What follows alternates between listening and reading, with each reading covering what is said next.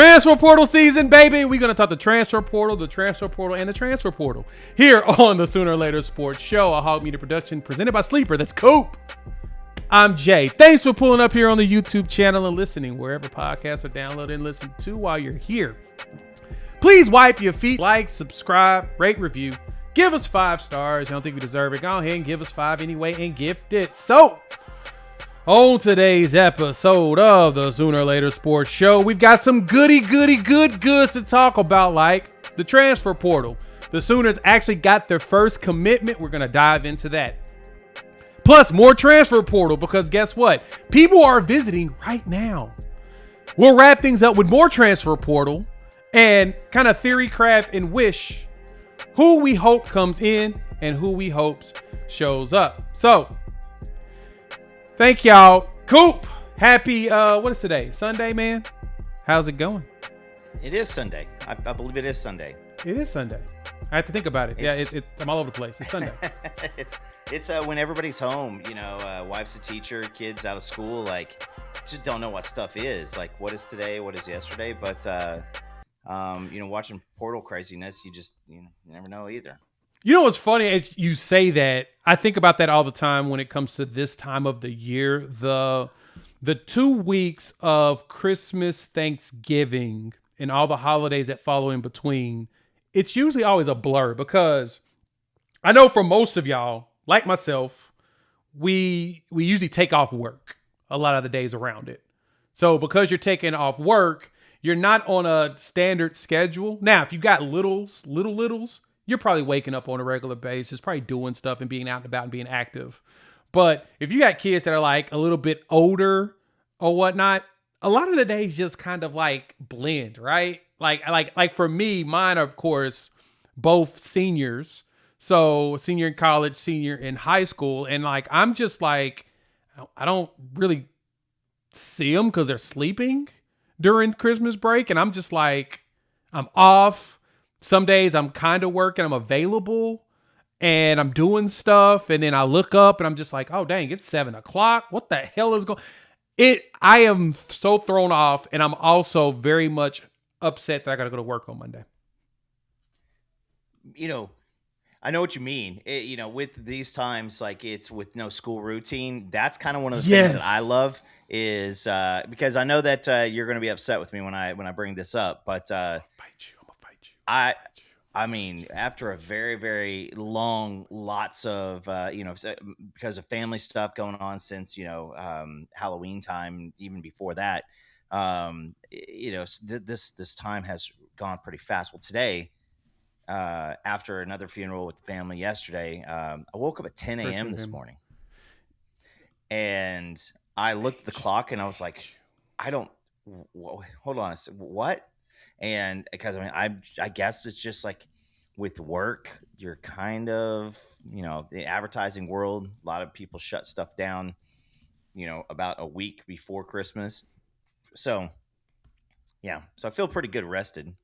I'm happy for you. I'm happy for you. I've been up since like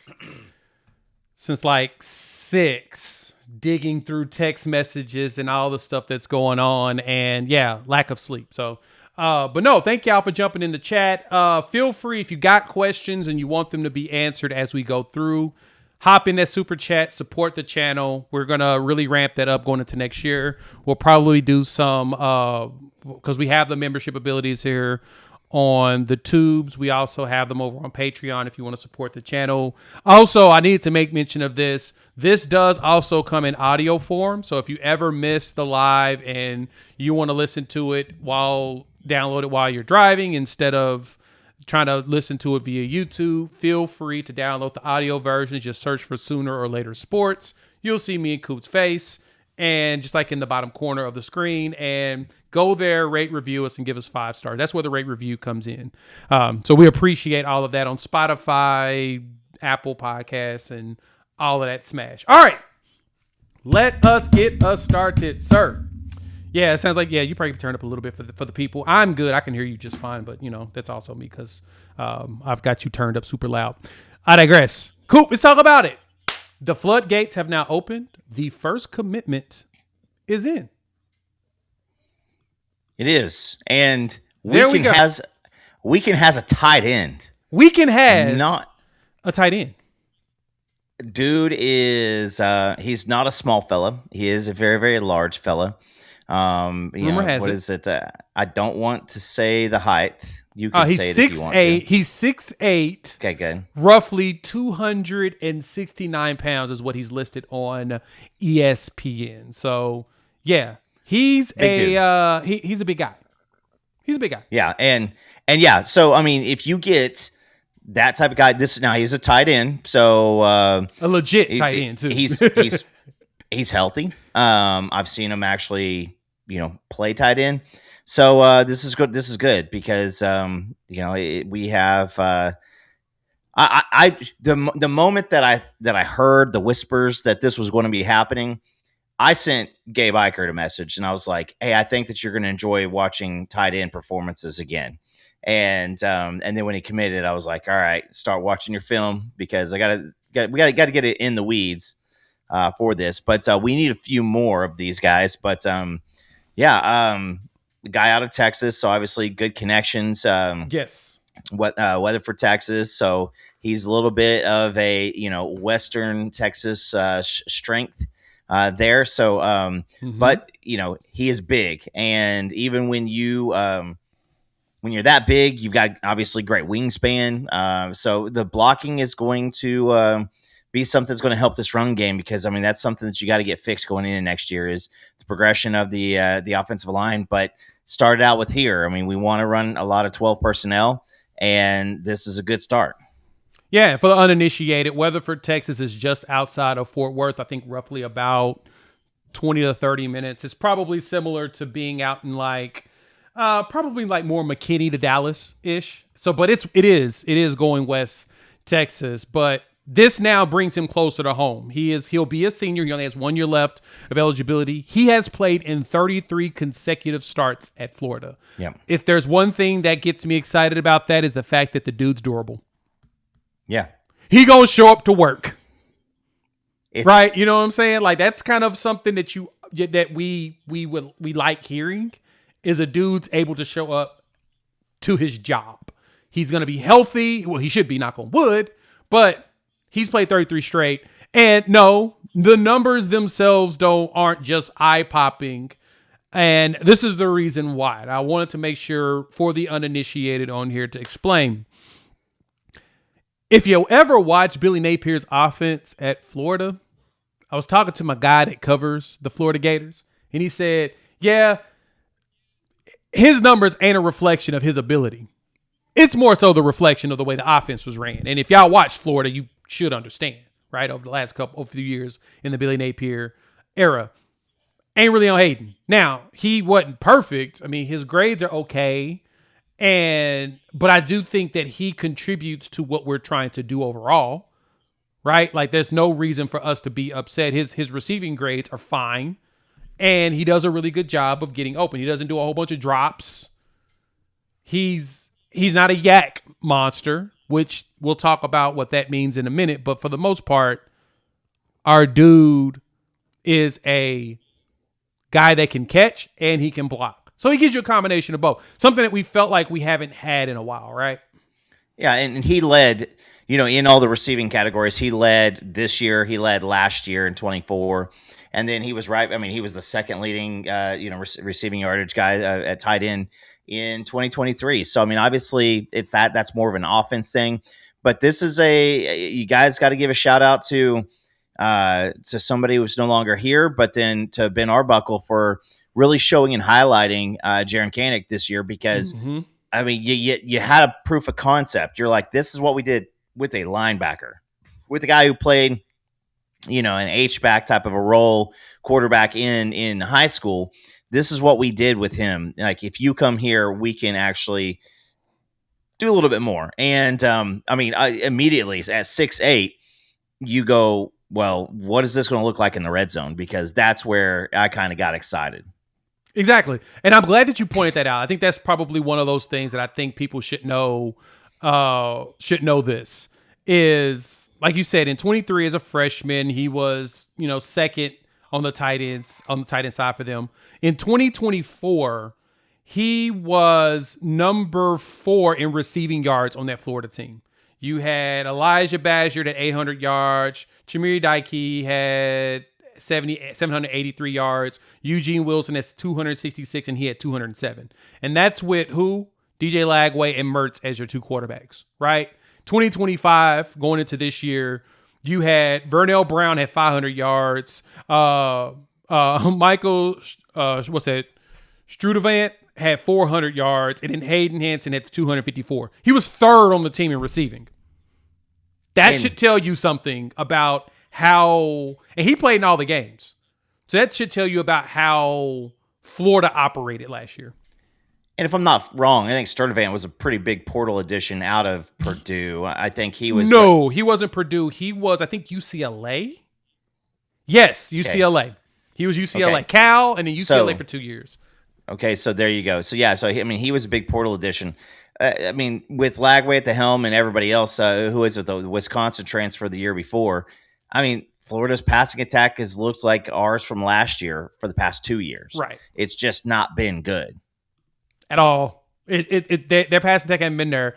And truth be told, JJ Lagway threw for 2,200 yards last year, 1,900 yards year before. They threw for 2,900 total in 2024, threw for 2,400 total this past season. We outdid, of course, those numbers. We'll throw for 3,000 yards again, probably this season. So you should have back-to-back. I expect our offense to work differently, especially if you get Satania back, which the expectation is Isaiah Satania should come back. We'll talk about that on the other side as well. But the thing about having a player of Hayden Hansen's size and ability is you've got a chance at having someone that's truly a threat, especially across the middle, because he's huge. He's a massive target. 6'8". Yeah. This is what you need, right? Like, I love Kanik at his 6'2" size and his ability to be a mover and shaker, right? That was the one thing I loved about Caden Helms, and unfortunately we weren't leveraging. He's 6'4", but this dude's 6'8". So you're going to be able to use him. He's going to be a lot easier to see compared to everybody else. But he's not the only tight end we're going to go after. He is the first commit, though. Now, is there more commits coming? Absolutely. My anticipation is we will have more. I just don't know when they're going to show up. Yeah, and you've got guys on campus yesterday, guys on campus today. There's a paperwork, situation that goes along with all that. But yeah, I got to think that we'll probably see maybe one tonight, maybe a couple tomorrow. You're going to have, you have guys that you're going after. And I know that this is a fun place. This is kind of like, I think portal season for the football fan is kind of like when my son gets the Amazon magazine right before Christmas and he just starts circling everything. He's like, this. Yeah, listen, it comes in the mail and he's 7. So, you just let him. I'm pretty sure he didn't circle the Barbies. And that was about it. But it was everything else. So I kind of miss that. I'm not going to lie. I actually miss having those books. The Sears calendar, the Sears and the JCPenney catalogs. Bro, do you know how much stuff I used to circle and go through with those? I actually miss those a bunch because you can go through and kind of visualize what you want. Now I just go on the Best Buy app and really pick a lot of stuff. Speaking of wishes, we're going to talk about y'all's favorite topic. We're going to talk about all these potential players that's been pulling up and showing up here for portal season. Before we do that, shout out to our partners here at Sleeper. Make a couple picks. As y'all know, they are the presenting sponsor of the channel, and they have been taking care of us, and they want to take care of you. Use our promo code UNFAIR. They're going to match your first deposit at 100% up to $100. Plus, they'll give you $20 just for checking them out. No deposit needed. So all you got to do is pick 2 or more players, pick more or less on the stats, and you'll be in the game. Even better, they've got, the way the app actually works, they've got all kinds of highlights and stuff you can watch from the games. You can keep up with some of your top players. You keep up with your fantasy players. You can keep up with all of that stuff right there in the app. And so if I make some picks, of course, I'm picking Shai Gilgeous-Alexander, which that game is coming up in a bit. Give me that NBA action. They've got a boost going on that one. Take advantage of that. Give me a little bit of Kentavious Caldwell-Pope. And I'm going to take a little bit of Luka Doncic to add with some NFL picks I'm going to make. So again, you pick 2 or more players, more or less on the stats, you're in the game. Use our promo code UNFAIR. They will match you at 100% up to $100. So take care of your people. Just test it out for $10. If you like it, you probably can win some money. Show me how smart you are. Terms and conditions apply. See Sleepers Terms of Use for details. Thank y'all for pulling up. Hit that like button. If you're new to the channel, subscribe. If you're listening to the audio version, which is available on Apple Podcasts, Spotify, you can find us on Amazon's podcast stuff, everywhere. Rate us, review us, give us 5 stars. Coop, we talked about it a minute ago. A lot of people are talking about it in the comment section. There's a lot of conversations being asked. We are wondering this. First and foremost, I'm going to tell y'all now, I am very confident Isaiah Satani is coming back. I've been confident he's going to come back for a while. I've been operating in the mindset that he is coming back. Well, Oklahoma's also got a lot of visitors going on right now. One that I would think that is very important and very relevant to what we were talking about just a minute ago is that Rocky Beers, the brother of Reagan Beers, who plays basketball for OU Women's Hoops, he was in town for that game, and he is doing a visit. I had someone ask on X, as well as in the comment section of the video I did when Hayden committed. They say, hey, will this hinder that possibility? Absolutely not. And I say that because I think we're going to take not 2, but 3 tight ends this cycle. There is a possibility we will go after 3 players. We will pay them, and because the thing, remember this, Hayden's only got 1 year. Yeah. We may look, and if I'm correct, Rocky Beers only has 1 year. So there's a good chance you're going to try to get at least 1 more that can stick around with your young pups that's got experience, plus give you 1 more person. So keep that in mind as we talk about it. But Rocky Beers is in town. Coop, I think that he may end up staying for his final year at Oklahoma.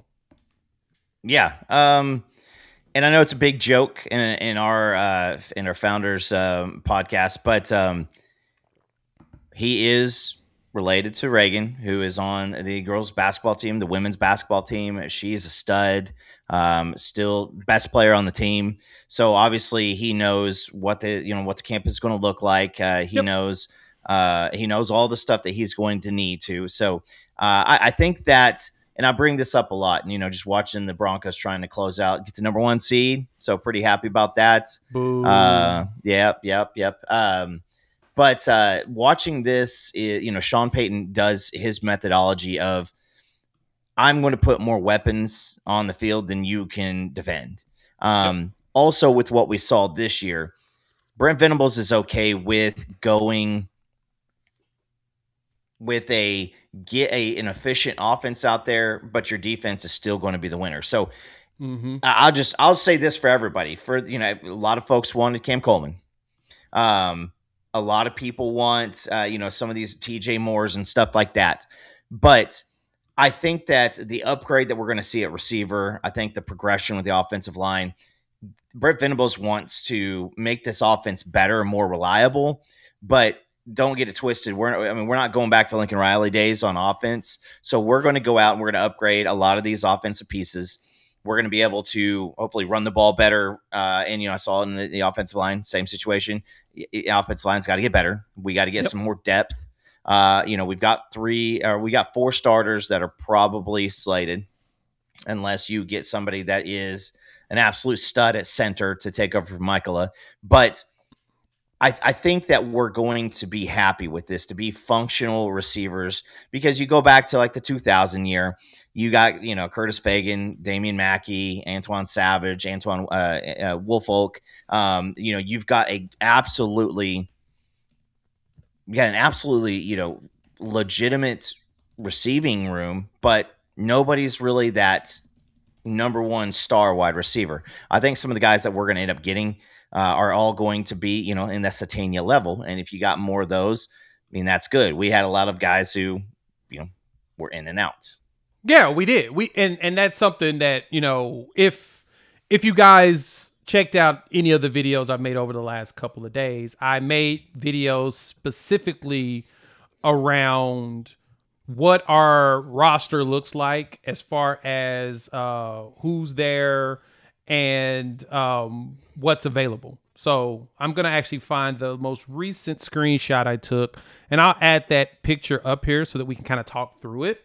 Because what we know here is that, and this is what I'm seeing in the comments section right now. A lot of you have asked this. We need offensive linemen. Coop kind of addressed that, but I want to shed a little bit of additional light on that. I would like all of you to know and understand this one thing. The portal opened on Friday. We are 2 days in.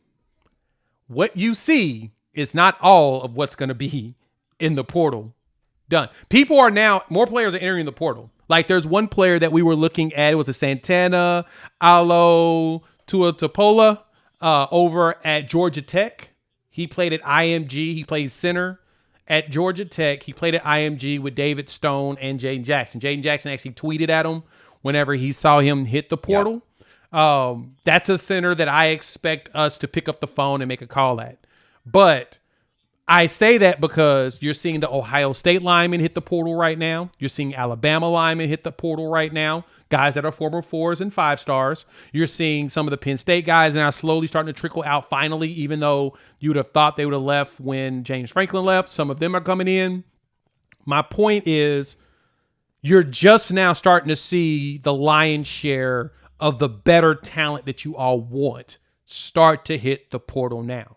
So because of that, it's going to be impossible to get them to visit today if they just put their name in the portal unless you were tampering.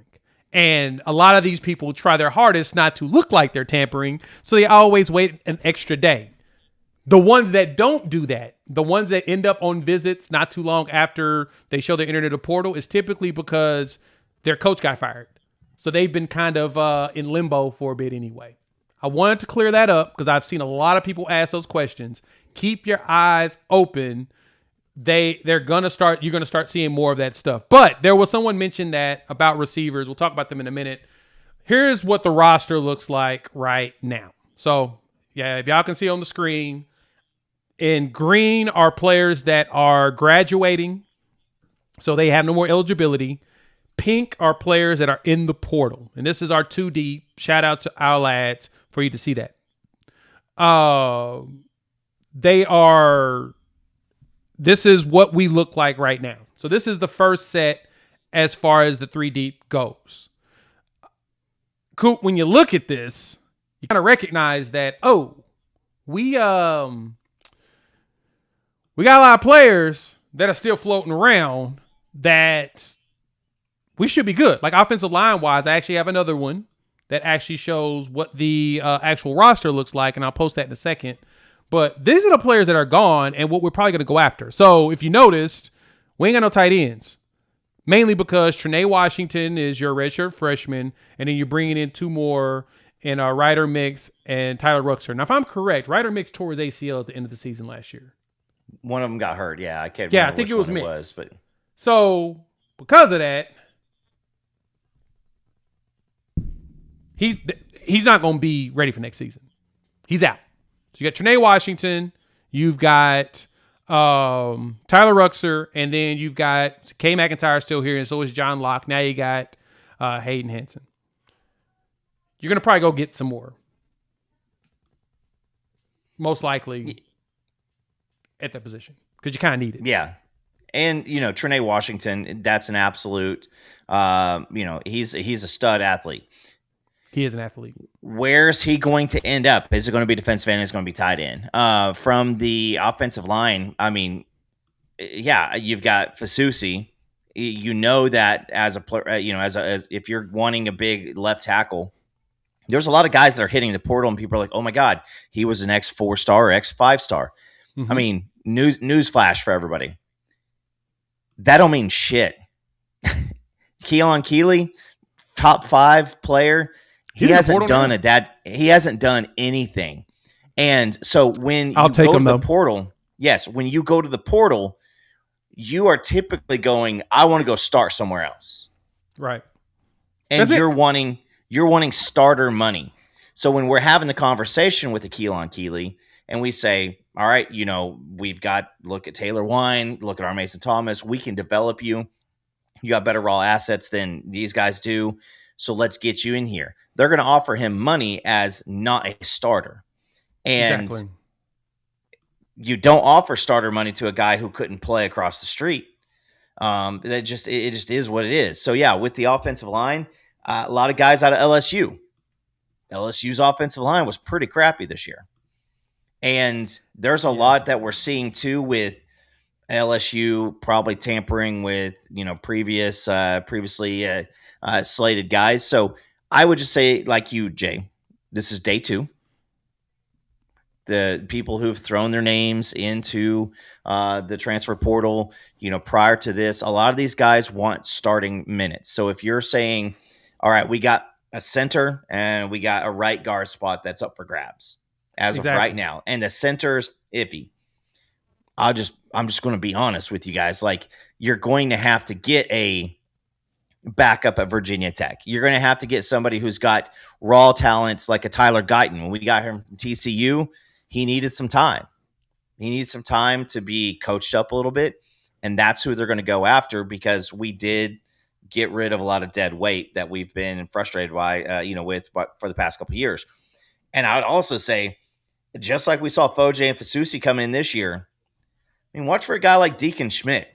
Deacon Schmidt is an absolute gym rat, and this is a guy who, when he gets on campus, whoever we ended up with strength and conditioning and with Bill Beatonbow, like, that's a guy who you might say, all right, Deacon, how's right guard sound for right now? That's your quickest path to play.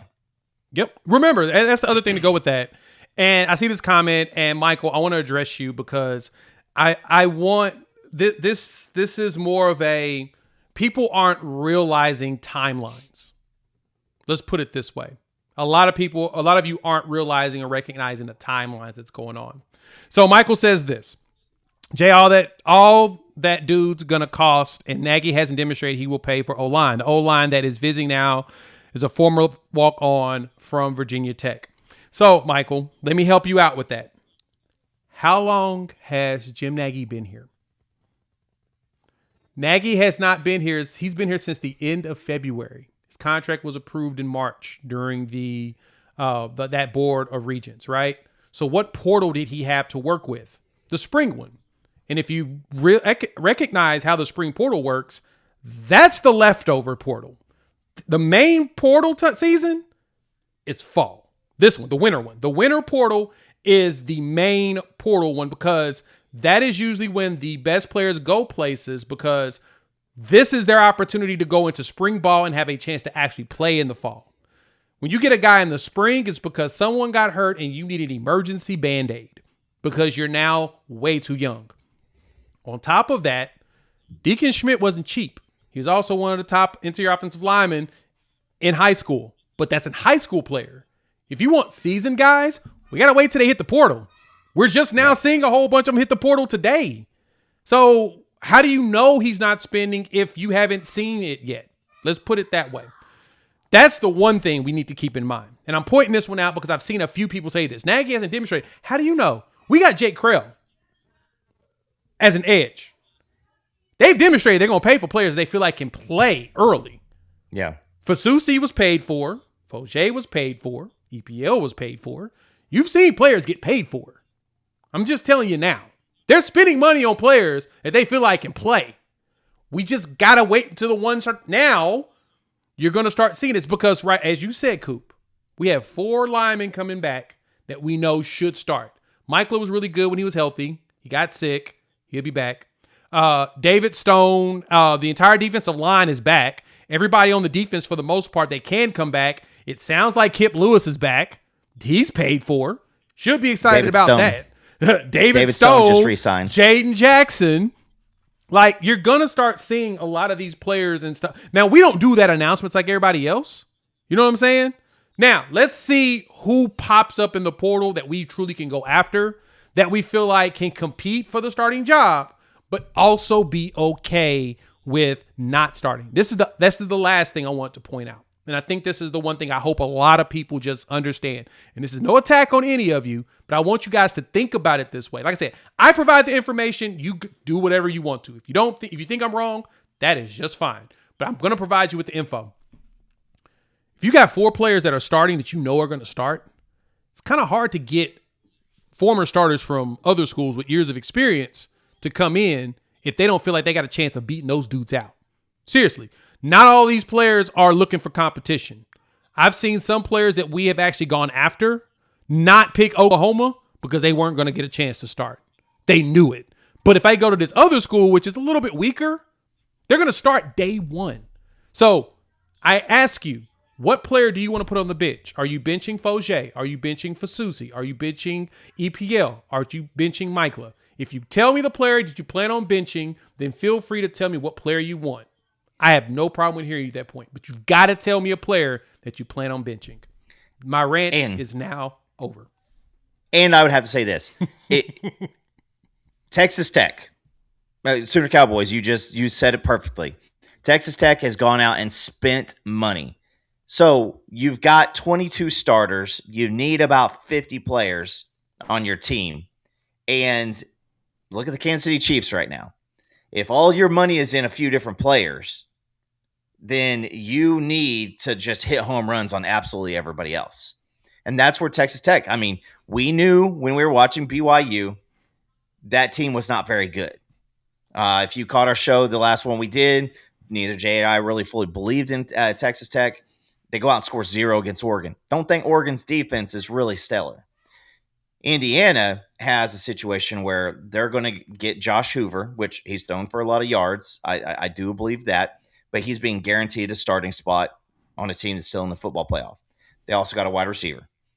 Let's just hold off in a second. I say hold off because we are also re-signing 5-star defensive tackles, playoff team linebackers. Let's go ahead and put this on there real quick. Here you go. David Stone has re-signed with the Sooners and will return in 2026. Sooner born, Sooner bred. When I die, I'll be Sooner dead. Y'all told me we broke.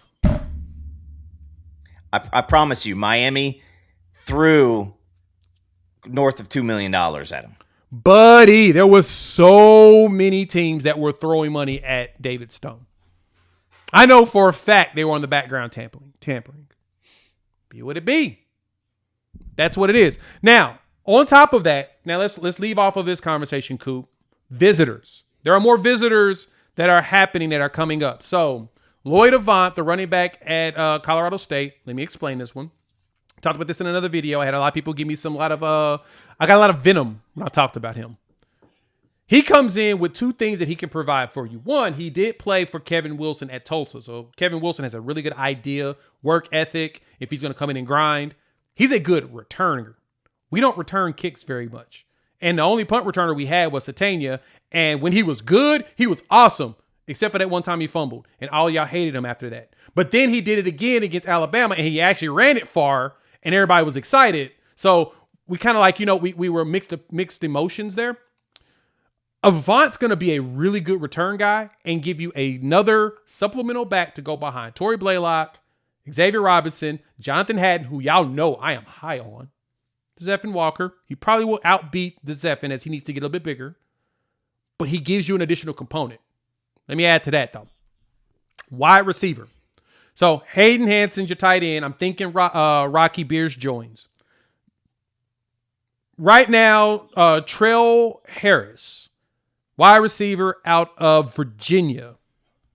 What was Trell Harris's statistics? Let me pull those up. He, at Virginia, as a wide receiver, which is reported he's in town now, 59 catches, 847 yards, 5 touchdowns. He's here, visiting. And it sounds like we have a very good chance of sealing the deal because you bring back Satania. You'll have him. That's another veteran wide receiver. One player I like. A lot of y'all don't, but I really like. Parker Livingstone. Coop, I'm a fan. 6'4" dude that does a great job of just getting open. Former Texas wide receiver. He went to Indiana this weekend. Everybody's talking about Indiana in the portal. Everybody's talking about Indiana. How did you have this great haul? They got Nick Marsh from Michigan State. Makes sense. They've seen him. Parker Livingstone went up there. Livingstone is on his way to Oklahoma now. He did not stay. Based upon their message boards, they didn't close it. He's on his way here. It's Does that mean that we're not trying? Are y'all telling me we aren't trying? If someone can tell me we're not trying, please just tell me. Because it sounds like he's coming, and it sounds like we actually have a chance. Hey, if he's the next Ed McCaffrey, again, as a Broncos fan, sign me the hell up immediately. I like Parker Livingston. And was I wrong? Am I wrong? Isn't he roommates with? He was roommates with Arch Manning. I believe so. Yes. Okay, so Parker looks like he was forced out / he was maybe not given the money that he wanted at Texas because they're trying to go after Cam Coleman for $4 million. Yeah. And so Parker has a number that he believes that he is worth. Yeah, they all do. He also almost came to OU, and then now he is coming this way. He's got revenge on the mind. He wants to put it to Texas. If it was just about the dollar figure, he wouldn't have left Indiana at all. So I think him, Trell Harris. I think that you also have the Richardson kid. I'm gonna talk about him in just a second, but yes, okay, yes, and so we are trying. Now, I wish I had better, groundbreaking news about the offensive line side of it, because again, we need a center. We need a right guard or two. We need a couple of swing type guys, because I love Deacon Schmidt. Deacon Schmidt's one of my favorite recruits in this 26 class. I don't want to have to rely on another freshman being inserted into a spot this next year. I want somebody with some experience. That you're going to have to be okay with getting a Bucklinko type of a player. You're going to have to be okay with getting the terrible right tackle out of Michigan State, from 2 years ago. You're going to have to get a couple of those guys for depth, because they are depth. They're depth guys. So here's so that's Trell Harris, who is supposedly coming to visit. Been seeing that flying across the socials over the last few hours. Here's one there, right? You got him. I like the numbers. I'm actually very much impressed with his game. I watched a lot of Virginia ball, mainly because Chandler Morris was there, and I was really curious at how he was going to do in the ACC. And I watched that Virginia Duke game. I went back and rewatched it. And so people are saying in the comment section is that he's in Norman now.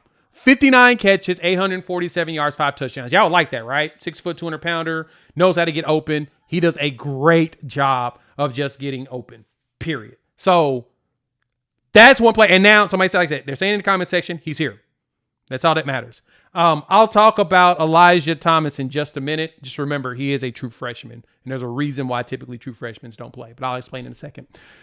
Outside of him, Parker, 6'4" freshman. He was really good as a freshman, redshirt freshman. 6'4", 191, 29 catches, 516 yards, 6 touchdowns. Dude just found ways to get open when they gave him the ball. And I think that we could do a better job of leveraging 6'4", roughly 200 pounds here. That's the reason why I am excited about the idea of him. Getting dudes that know how to just get open makes sense. Here's one more target for you all, and Coop and pass to you if you got any questions. You've got Trey Richardson. I've been seeing his name floating around the socials all morning. 46 receptions, 806 yards, 7 touchdowns from Vandy. From Kansas. So he's from Topeka, Kansas. So he's from the Kansas area. So I promise you, he probably knows about Brent Venables. He's probably heard about him and what they do or whatnot. I like him. Like, I watched a lot of Vanderbilt too, because a lot of y'all ain't. I still dig Diego Pavia. Had so much fun watching him play this year. He was good. Trey was good. And he found ways to get open. It's like most of it, of course, came at the end of the season. That's when you really was watching to see if they can hit that 10 wins. Buddy, sign me up for that. Yeah. So those are the 3 receivers I know that we're hardcore in on, but that does not mean that there ain't others that are, because hell, what was it? Cole Sullivan snuck into town. Nobody knew about him until like randomly. They go, wait, sounds like Cole Sullivan, the linebacker's in town from Michigan. Whatevs. But yeah, this dude was cooking against Auburn's defense, which was really good. Kentucky, did well against Tennessee and then did good against Iowa to end the season. This is one to keep your eyes on. He led the team in receptions, and this is where we also go back to the stats. You look at Concepcion at Texas A&M. Concepcion was the absolute dude, and then came to Texas A&M and was just a guy. You look at Isaiah Satania last year, 37 catches, 491 yards, a touchdown.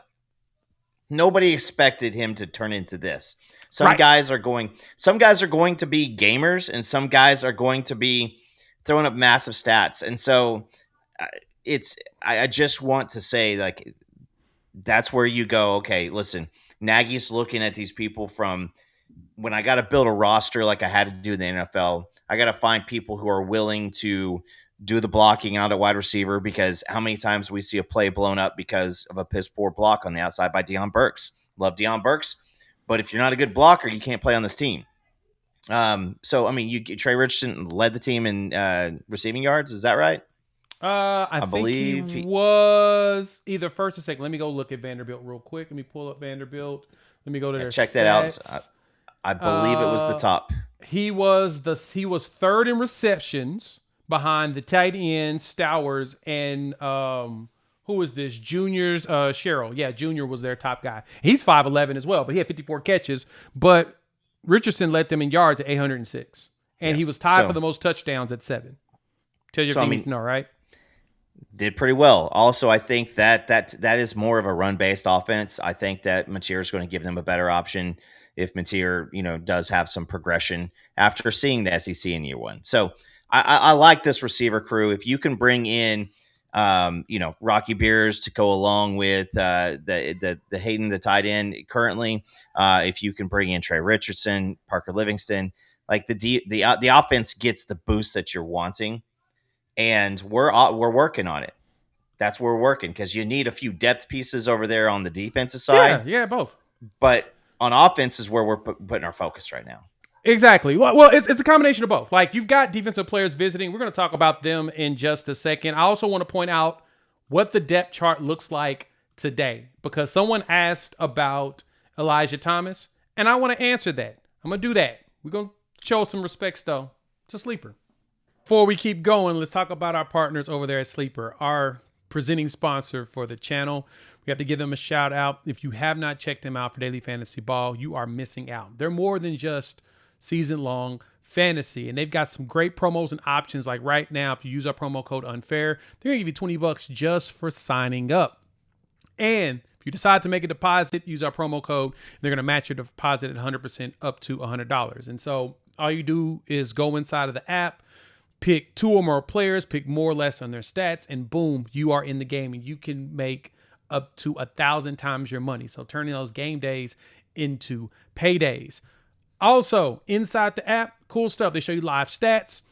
You've got a chat function so you can chop it up with folks about the biggest plays and the biggest players at the time. So if you want to get into the action, you have the opportunity. Use our promo code UNFAIR. They're going to match your deposit at 100% up to $100. And new users, $20 just for signing up. No deposit is needed, so doesn't hurt to try. Terms and conditions apply. See Sleeper's terms of use for details. Thank y'all for pulling up. Hit the like button if you're new to the channel. Subscribe, rate, review, give us 5 stars. So this is what the depth chart looks like, and this is where I want to answer the question. Someone asked in the comment section about what's up with our boy Elijah Thomas, the true freshman. And let me explain what that looks like. All right, this is what the depth chart looks like right now. So I did this in another video as well, but for the uninitiated, if you haven't watched that video, we'll break it down once again with Coop here so we can kind of talk through this. I have certain spots open and blank because I need to see that players move up and around. And these are most likely places where you're going to see portal people end up. So as you can see, the defense is pretty shored up for the most part. Now, I have the linebackers up for now. But I can expect, like, we are courting Owen Long, but it sounds like he's going to take all his visits. So I'm not going to even bank on that yet. We're also courting Gideon Lamprone. Espin is his middle name. I don't know how his dad snuck that in. Shout out to Pops for being able to get that done because it's spelled literally ESPN. But he is supposed to be pulling up and visiting. You also got Cole Sullivan from Michigan. He is being courted by Michigan to come back. He came here and did a visit over the weekend, snuck in basically. And the Michigan folks are wondering if he is going to stay. Is he going to go? They're trying to pull him back. So supposedly Whittingham's son's going to go out and visit him in person. So I say that because that's a combination of players that we are 100% looking at. But for the most part, your offensive line's good. Isaiah Satane is expected to be back. Wide receiver, Giovanni Gibson, I got to wait for him to get back healthy, and then I'll feel comfortable with saying he's going to be higher. Jermichael Carter, he has shown leaps and bounds. But the reason why you don't see a Zion Kearney or Elijah Thomas, to me, has been not only with the way the rotations have gone. I don't know why the rotations are the way they are, but with Elijah and Zion, they'll dominate in practice one-on-ones. Absolutely no problem. That's how talented they are. Playing within the scheme is also the next question. And I'm not saying neither one of them can do it. I'm asking the question, does the staff trust them in the scheme? Right? Does the staff feel like whenever the ball's not going in a direction, are they running hard enough to make sure that they are a distraction? Because some routes, you go to one side of the field, the opposite side is to pull defenders away on purpose, or you may circle back to that side. It's all within the scheme. So I asked those questions about their preparation for the scheme this year because it's their first year in it. How well were they when it came to playing inside the scheme outside of just one-on-ones? I know one-on-ones are dominating. Same thing with Ivan Carrion. I know he's dominating in one-on-ones. Manny Choice, I've heard he's dominating in one-on-ones. And our DBs were actually pretty solid this year. But one-on-ones isn't the same as zone sets. It ain't the same as any of that stuff. You know what I'm saying? That is, to me, the thing to think about. Coop, am I off base? No, we see these players. We see Elijah Thomas dunking a basketball during team drills in the off season. We hear about the flashes. Yeah, I already said this to you, Jay, that like the flashes and oh my God, this guy's turning heads, like that stuff. That's good that they're not bums.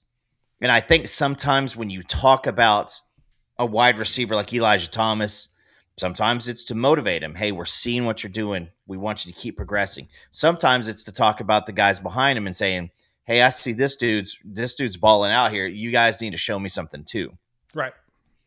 Elijah Thomas is an absolute, freak athlete. He's learning the position, and he has won by his athleticism up to this point. Mm-hmm. So I think that guys like Zion Kearney, Elijah Thomas, these are going to be guys that you want to develop and get better. You really do. The whole team wants them. All the fan bases want them. Same thing with Carrion. You want these guys to get better. Yep. That's it. I will say this. I will say this. Do we think Taylor Wine got a raise after the season? Do we think David Stone got a raise after the season? Like some of these guys are getting massive raises, and right now we are not going after and praying to God that we can find a difference maker on the defensive line. We're not. We're looking for somebody with depth. We're looking for a little something back there on that side. But I got a lot of trust in what Chavis and Bates are doing right now. Mm-hmm. And there's a lot of people who are looking for that next dude at defensive tackle. And we're sitting here with, 2 day one draft picks ready to go. And Trent Wilson got a lot of good reviews and was getting some playing snaps. So I feel really, really good. And that's where I talk about this in the portal is when you're going after a wide receiver, Concepcion, I was wrong. Concepcion had, doubled his numbers from NC State. Yeah, he was really good. Jay. Yeah. But Jay, hold on a second. 919 yards. Which is crazy. 919 yards. Dude got north of $2 million. Is that what you all want? Is for us to go spend $3 million on a Cam Coleman and him come in here and throw in 919 yards? With Like, Satania we getting would 900 yards with him. We would riot. we would be pissed. We would riot. We would be so frustrated. So these guys are getting massive amounts of money because it is a seller's market for a lot of these guys. How many? Who is the? Was it Hurd? Who was the? That might have been the freshman. Who was the big tackle that we lost to Tennessee last year? Lance Hurd. Okay, Lance Hurd. Right around $2 million. Like, he's in the portal now. The juice isn't always worth the squeeze.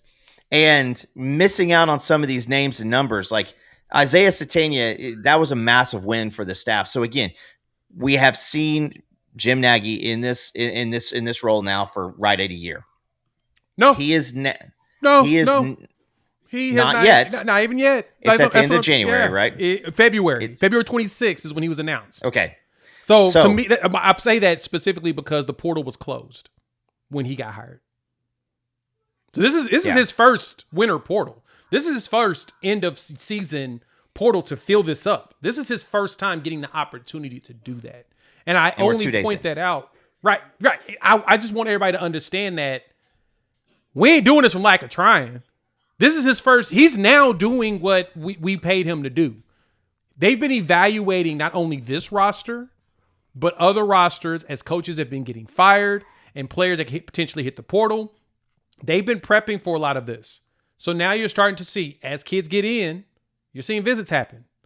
Like the Hayden Hansen visit wasn't a coinky dink. That was someone that as soon as there was opportunity, targeted and got him. Right? Like you knew that was going to happen. And so they're doing that with a lot of other ones. So again, I asked this same question.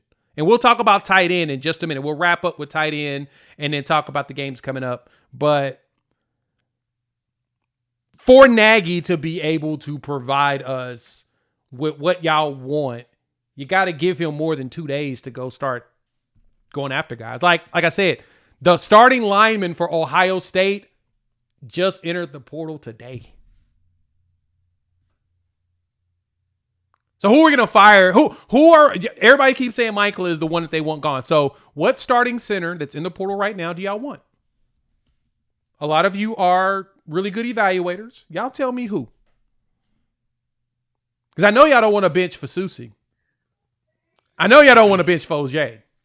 Or EPL, because most of y'all been saying, why ain't EPL playing? He's playing.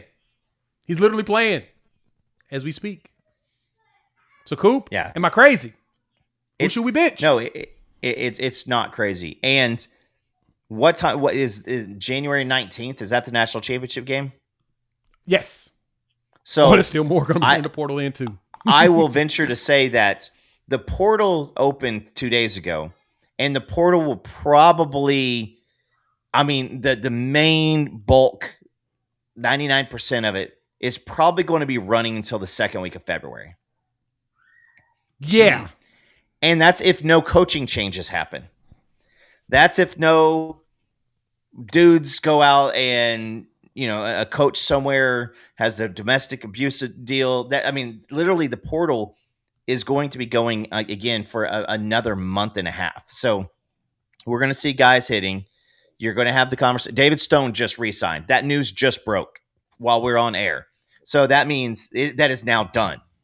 So there are still people in other teams having conversations, having the NIL conversations. And yes, it's hard. But we're saying hurts. if you're seeing Indiana sign a quarterback, Indiana, it's very well known that Indiana is going to need a quarterback, and they're in the playoffs. Yeah. And that's why they're getting that quarterback. Nick Marsh wanted to go to Indiana. That was a situation that's there. The Clemson players, Jay. Let's talk about the Clemson players. They had players. They did. Clemson's offense against great teams disappeared. I like TJ Moore. I like Brian Wesco. But let's pump the brakes because there's a lot of whispers, a lot of rumors, people tweeting at people. They're trying to get people. They're hearing the stuff too, and they're trying to get people out there. But they just hired a new offensive coordinator, which I think is a terrible hire, in Chad Morris. Hasn't called plays in 4 years or whatever. They're going to have conversations, but they're not re-signed. Until they're re-signed, the Clemson board's posting, hey, guys, watch out. People are looking at these folks. Exactly. I don't think that people should get too jacked up about getting Clemson players, because I promise you, people that Brent Venables had a relationship with, it's draft time for them.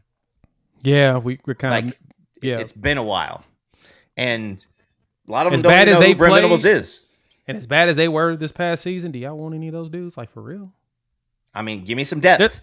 Like, there's You wanna give certain me some players I depth. do want, but I'm truly curious. Like, are there any particular players y'all actually want? Because they weren't very good this past season. And we also see a lot, and I think one of the things with the dopamine comment again, Which is is so spot on. So spot it's on, 100%. You see a lot of guys going from Iowa State to Penn State, from Penn State to Virginia Tech, from Ole Miss to LSU. Like, that's going to happen too. You're going to see a lot of these players out there moving around, following their coaches, and anybody who is, I just bring it back to LSU. LSU had probably worse offensive line than we did this year. And so they had like 3 or 4 different dudes hit the portal. You want to come here, learn under Bill B-Bone, and be a backup? Sure, that's great. If you want starter money based off of your recruiting ranking out of high school, miss me on that, because this is a show me state. You're going to have to. Here's a fun exercise. Here's a fun exercise. This is what we're going to do. I'm going to go ahead. I'm going to pull up the transfer portal linemen that are available right now. And I want y'all to tell me who y'all want and who y'all plan on benching. We'll talk about that after we talk about the fact that now Joe John Finley did get fired. Coop, we didn't get to talk about this. Thank y'all for pulling up. Hit the like button if you're new to the channel. Subscribe, rate, review, give us 5 stars. If you listen to the audio version, you can find us on Spotify. You can find us on Apple Podcasts. Just search Sooner or Later Sports Show.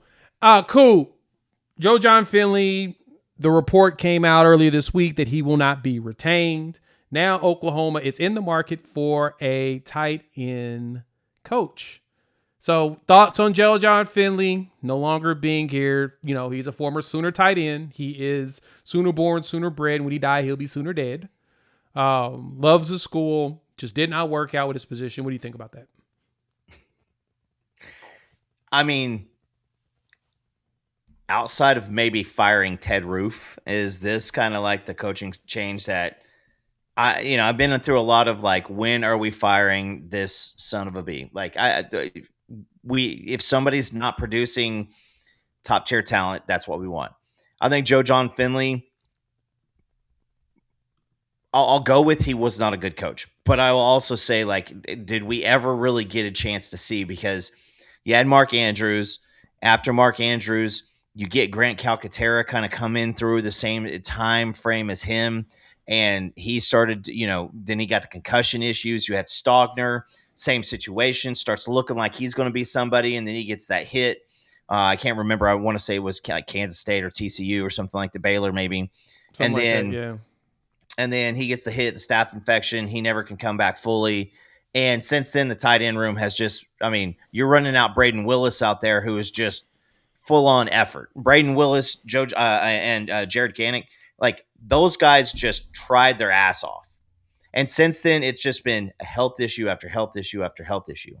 Well, unfortunately, when you run a business, Jay, you can't have an employee on the books who just ain't doing anything. I've got sellers.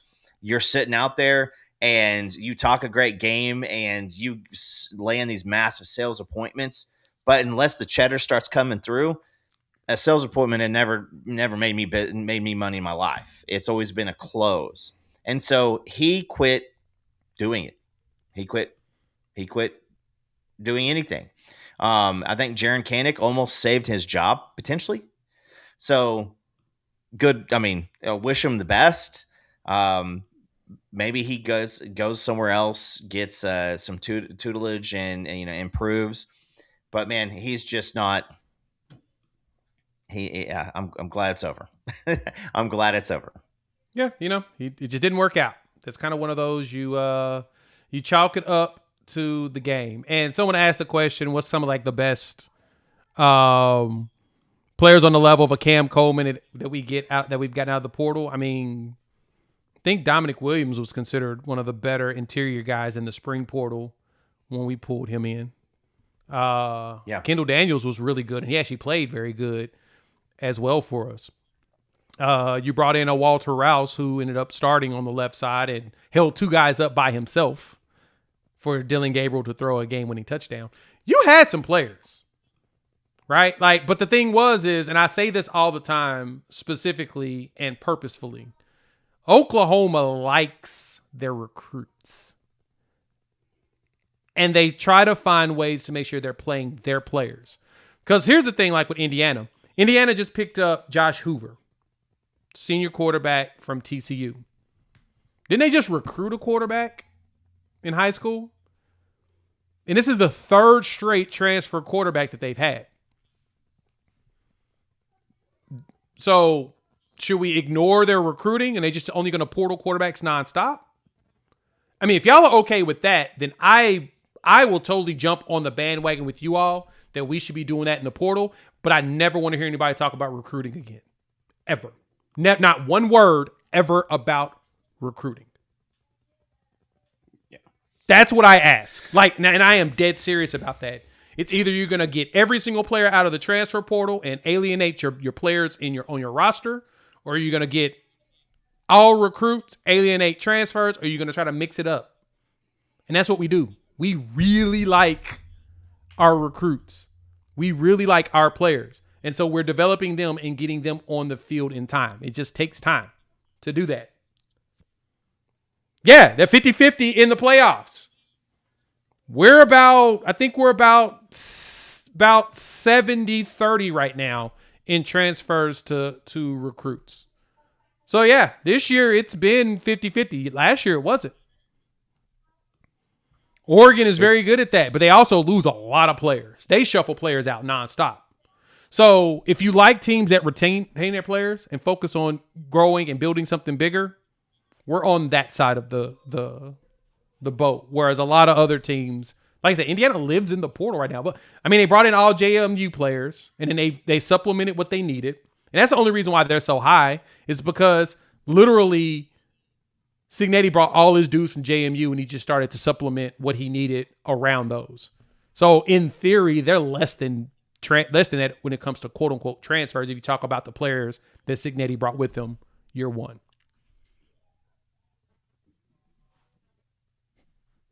It's kind of easy to be successful when you're bringing in all your players, right? Like it's so much easier when you're bringing in the guys that you've been working with for the last 2 years. Plus, they're the oldest team in the playoffs. I mean, Jay, there's like 23, 24-year-olds across the board. They're old, which Indiana is great if you can do that. Yeah, they did it good. I got all old dudes. We don't. We actually like our recruits because a lot of you say you can't win out of just being in the portal. JMU's the only one that's been able to do it, / Indiana, because they just kept their own players and did a great job of retaining. And in time, you're going to have a whole bunch of old players and you're going to go forward. But I digress off of that. Jojon Finley's gone. Now we got to talk about who we want to come back. I told y'all, I want the Kansas State tight end coach. Friendly Pack. The former Oklahoma guy. He's coached offensive line. He's also coached tight ends. So that means he knows how to coach blocking. He knows how to coach blocking and catching. I want that. I could totally see if Kevin Wilson ends up taking it and they go for somebody next year. They feel like there's a better option next season because of buyouts or coaches that decided they wanted to stick where they were. But at the same time, Kevin Wilson's probably on the I'm kind of ready to retire. Let's chill type deal. Yeah. And from, you've had that conversation up front, with Kevin Wilson. I think that Kevin Wilson likes the role that he's in. I mean, that's not, I think. I know Kevin Wilson loves the role that he's in. You get to do what you want to do as far as coach football, get in there and do stuff. It's kind of like my role, in Big Boy Job but I don't have to have the one-on-ones. he gets to help do some, if Lee Pack does come in, if it's Ellis, who I think could be my second, not Seth Luttrell. I hate you, Sooner Cowboys. But you get Wes May is the one that mentioned him first. We're gonna fight Wes May first. He's gotta knuckle up for that one. We're gonna Jack Johnson and Tom O'Leary with you on that one, buddy. That's a funny one. That's actually pretty funny. But yeah. But nonetheless, I think it's probably going to be Lee Pack out of Kansas State. Me too. He is going to have some tutelage. I think that Kevin Wilson also is seen as the I don't want to say babysitter, but like kind of the mentor over Ben Arbuckle. He's probably going to do the same thing over Lee Pack too. Lee Pack comes in, you get after it for a few years to where you take care of the tight end room. Big Bill wants to bounce. Now you can move Lee Pack up there if he's done a great job. So exactly. And Lee Pack was in the the end of the Mike Stoops, Brent Venables, defensive timeline. This is a guy. I mean, at K-State, they can run the ball. They can run block. He's also probably got a few tight ends. Whoever it is, I think someone's probably going to have a few tight ends that are going to be able to say, "Hey, I might take a look at something else." And maybe we can bring in a couple more tight ends or offensive linemen. I'd like him to come and bring a tight end with him from Kansas State, but he probably won't be able to. He may make a deal to where he's not going to poach his kids, which I would not be upset with either. But he can start working in the portal and bringing somebody else in. Okay, let's transition this one, Coop. I'm going to go ahead and pull up linemen in the portal, and I want y'all to tell me who y'all want, and I want to see why. Thank y'all for pulling up. Please hit that like button if you're new to the channel. Subscribe. If you listen to the audio version, rate, review, give us 5 stars. If you listen to the audio side, you may as well come over to the YouTube side so you can see these pictures and stuff what I'm putting up here. But these are the offensive linemen that's in the portal right now. Now, remember, so far in the top, the top 10, only 2 players have actually committed anywhere. Noah McKinney left Oklahoma State. Y'all ain't going to want him. Y'all would have complained. To TCU, and then Tulane's lineman, y'all wouldn't have want him. He was at Tulane. That's a G5. We need better players. He committed to Houston and Willie Fritz. Guess he followed his old coach. These is what you're seeing right here. You got the freshman from LSU that ain't played. We don't know if he's got the skills or not because he ain't played. Lemon, that's actually pretty funny. That's a very good, funny one there. Baylor's lineman up there. I like Brock Riker. I like him a lot. Brock Riker at a Brock, Texas, at a Brock High School. That is a very fascinating combination there. Brock Riker went to Brock High School in Brock, Texas. That man owns the place. I want a dude that owns something. I would not mind him, but he went to Texas State. Unfortunately, Alabama and Florida are looking at him, but he went to Texas State. A lot of people would complain about that. So I think he's not available, right? He's not on the list that we're allowed to talk about. I'm not talking about all of you, the ones that know logic behind this. Y'all get me. I'm talking about those that keep saying, why are we going for these G5 guys? I'm just pointing out these are the ones that you can't go after. See, who is it that we actually are after? I do know that DeBose is another guy who freshman, big recruit, hit Alabama. They struggled on the offensive line. The guy thought that he was, he's right from there in Mobile. He hit the portal because they're gonna have a lot of openings on the offensive line, and he didn't think that he was going to get that job. So he going to win it. Out. That makes sense to me. Right. Like you look at this, like there's a lot of kids that in some situations most of the top ones are young players that you wonder if they played, except for like a Colton Price as well as Noah McKinney. I got to look up and see their actual statistics, but you ain't got a lot in the interior yet. Like here's one that I know that we could potentially go after. See, there's Troy Everett. Hey Troy, I miss you. Come back. Connor Stroh from Texas is gone to Kansas. So you missed out on that opportunity. I don't see the one player I'm hoping for because it looks like he hasn't officially entered the portal, which is the kid from Georgia Tech. He's not in there. But when you start looking through this list, though, I'm going to be honest, the pickings are slim. It's slim right now. And I see the Kern comment again. Texas's offensive line, LSU's offensive line, they were having the same conversations we were having as fans this year. The offensive line doesn't get any run push. The offensive line can't do this. At least our offensive line was good at pass blocking. Yeah, they were really good at that. LSU was not very good at that. Arch Manning, every time you watched Arch Manning, he was running. So, I mean, sometimes he's 315 and 6'5", it's very, very, very alluring. But a lot of these dudes, Jay, are going to be in the portal next year too. It's a good chance. There's a very good chance because they're going to come out of a job and be able to take it. Like Nito Omeo Zulu, we actually was courting him as a recruit. So I know that he could be one that we could go after, but these pickings are slim right now. So slim.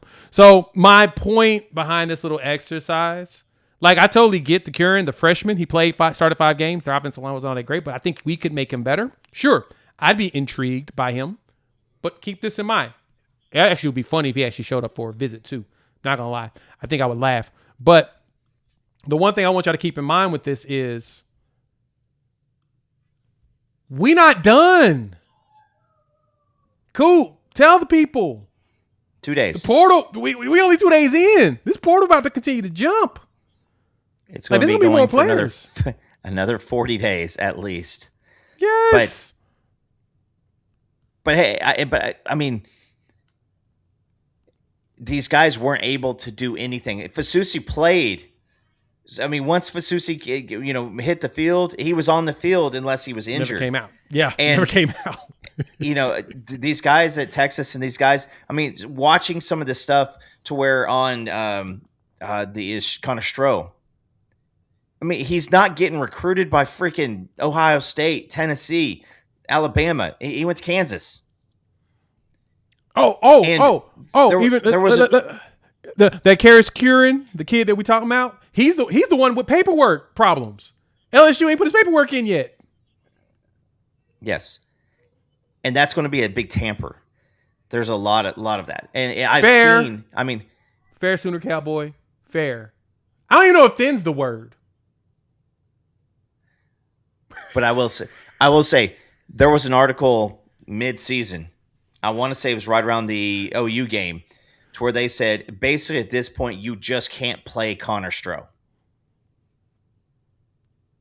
Yeah, it's offensive line is so hard. We see 6'7", 6'8", 6'5". Who gives a damn? You see all these things. A lot of these guys aren't very good. They're not showing up in the top 15, recruits in the portal. A lot of these guys are not going to have it but they want bigger money because they have been told especially the offensive linemen, tackles, they've been told for quite a long time, you're special, you're worth all this money. The representation is saying you're worth all this money. And so they're going to come over here and say, what did you do? Well, you didn't play very good in your opportunities last year. Now you want starter money here. Tell me why. Yes, Welding Man. I said it. I was trying to avoid it, but I said it. You did say it. I'm a dork. Why I gotta be a dork today? I am really. I'm more of a nerd than a dork, but it's okay. Geek is probably the more accurate statement to give me that. But again, we're gonna see depth players show up in the line, and that's the one thing I think a lot of people don't get is that retention is just as expensive, if not more expensive, as acquisition. And that is the one thing this staff has been focused on is retaining all of our best players. And then they're going to go pick up some more. We're not done. We're 2 days in. We have just started. You will see videos from me throughout the next few days of portal player. Actually, all week. I think this entire week is going to be where we see the bulk of all of the portal stuff. And then we'll go live and we'll talk about it throughout or whatnot, because this is when all of this truly matters. So keep your eyes open on that. as Oklahoma is. And as it was kind of mentioned, it was Michael that mentioned this before, these GMs have been talking to agents and stuff for a while about their clients, right? For months. Until they show up in the actual portal, can't really do anything about it legally, technically. Alphabetically. Let's just wait and see what that looks like. Jay, I'll say this. I think that we've got 2 people that are in the hopper already. And as soon as everything's finalized, we'll see announcements. Will we see one tonight? Will we see one tonight? Probably, maybe. I think we'll probably get 2 more tonight. Before I go to bed, I think I'm unfortunately have to jump on here and record a video for both players. I don't want to do individual. I'm going to try to do them all at one, unfortunately, because this portal, this is probably, it's the busiest. I'm pretty quote unquote stressed because I haven't been able to put my phone down for like the last 3 days of just kind of seeing what's going in and out and conversing with folks. We've been talking about it like crazy in the Discord. You can find a link in the description below. If you want to check out the Discord, it is free. But we talk about a lot of that stuff inside of there. Feel free to join us. So yeah. And Lone Wolf tells us he has insider information that Caden Durham is not coming here. So I don't know. I think that our running back room is going to be fine once we just add some more depth pieces. We need depth running backs who can actually compete and play. This portal, man, is fun. This is the best one. I'm just tired. It's because it's going to be done by next Saturday. Well, yes, the bulk will be done by next Saturday. In that point, Coop. Do you want to say this? It's better that it's all in one because I don't like doing this crap multiple times. Yeah. Outside of coaches potentially leaving and everything, that's it. But we have now we're starting to see on the defensive side. There's people who are going to want to come here. There's people who want to be part of this defense. Going back to Ethan, Billy, Danny, and shout out to Ethan Downs. First play in the NFL was playing on special teams, caused a fumble on a kickoff. And gave Kansas City the ball in plus territory. So shout out Ethan. But Ethan Downs. Yeah, we want to see this offense not be booty. Like we're with you guys. We're with you guys. Yeah, I ain't the only one. But we're also seeing some of the writing on the wall for everything. And until it's news, we don't like to get out there and just talk about it. But yeah, we've got. I don't know if you guys saw the All-American game. Jay Krill. He's a bad boy. Zane Rowe, I think he's about to come to town. Yeah, I think he's coming home too. We saw Crew. These guys, that's the talent we're getting on defense. And now you took your step. You went from, man, this team cannot be functional in offense to, okay, they got some exciting information out there, exciting, opportunities and players out there on offense. Take another step this year. Everybody's going to go all in. I mean, we're trying to spend money, and we're trying to spend money for people that we know are going to be playmakers. Yeah, and Nagy kind of mentioned that in a lot of his interviews. If you've ever watched any of his interviews, the one thing that's been a very consistent thing for him is the guys that we want to pay are players that are actually going to play. Like if you're going to play, we have interest in paying you. We don't want to just pay people just to pay them. Like we want to have players that have a chance to hit the field. That is the kind of the most important thing for him and this staff. They want dudes that will play.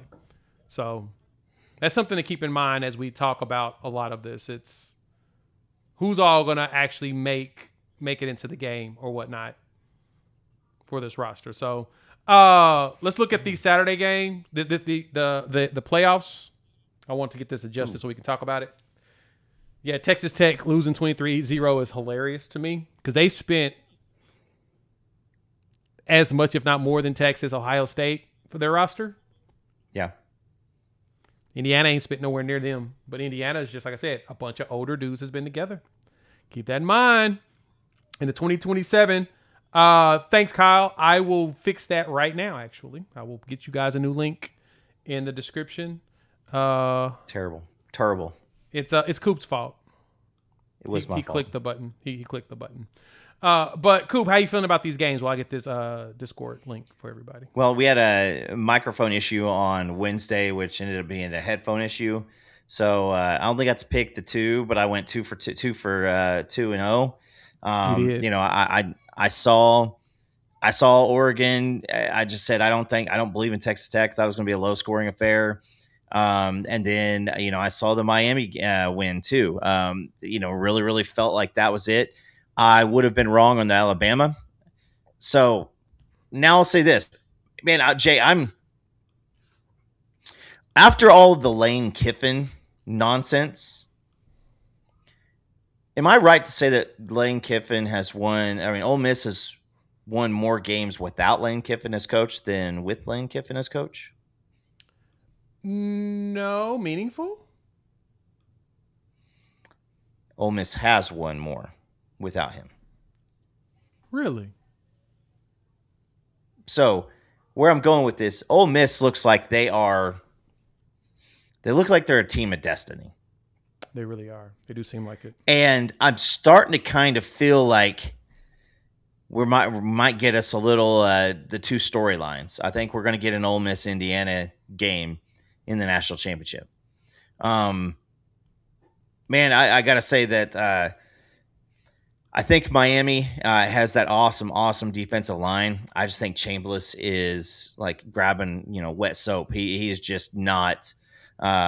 He's not very easy to get down. They went out to Georgia. They went out and they played Georgia very, very well. So I think this. I'm really, really interested to see. Miami got A&M, and they really struggled to score against A&M. But I want to say I'm going with Ole Miss and Indiana here. I saw that it's hard to beat a team twice in a couple of these situations. We saw Bama get OU the second time. We saw Ole Miss get Georgia the second time. How's the Indiana-Oregon game go? I've thought that the athletes and everything has ended up, kind of just not hitting. Alabama looked lost against Indiana. I don't know what it was. Obviously Indiana's not going to make the mistakes and let you back in the game. Oregon made the mistakes the first go round. That one's really, really curious to me. I'm also seeing at the 46.5 total.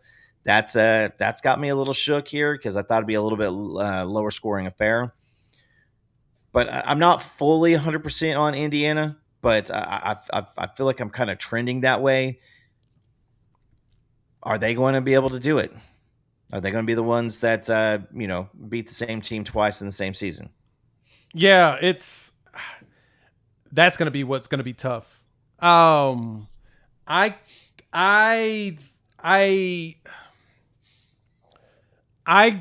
lean Indiana because it's in Atlanta at the Peach Bowl. Closer travel for them in comparison. But I would not be surprised if Oregon pulled that out. But I think Indiana's just so physical and disciplined. Yeah. I think Miami beats Ole Miss. I think that their interior is just that good. I think they're going to muscle Ole Miss in that game. I think Miami's, unfortunately, with Meyer Cristobal and them and Carson Beck, will make it because of veteran presence to the national championship. And they're probably going to end up playing Oregon. And then if Miami wins it, God help us.